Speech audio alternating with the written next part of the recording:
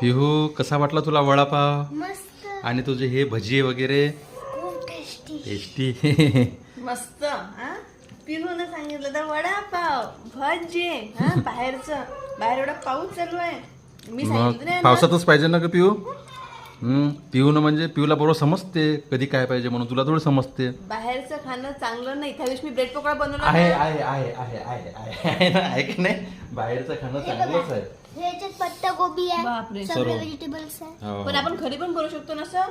घरी नाही घरी तुला होते हे मी स्पेशल आणलं आहे ना पिऊ झाडाची आणि मेन म्हणजे पिऊ शर्यत जिंकलेली आहे ते म्हणणं होती की पाऊस येणार आहे आणि पाऊस आला म्हणून तिला ते द्यावं लागलं मला आम्ही शर्यत लावली होती आता मी उद्या सांगतो तुम्हाला काय आणायचं ते. शर्यत लावावं लागेल आणलं काहीतरी गोष्ट शर्यत लावावं लागेल तू जिंकली तर भेटन नाही तसं नाही भेटणार किती healthy नाही भेटणार मग पाहिजे. ती healthy आहे. हे बघा गाजर आहे पत्ता गोबी आहे सगळंच आहे जाऊ दे मग खातो. चला खाय चुपचाप भेटलं ना मस्त खायचं असं पाहायचं हा.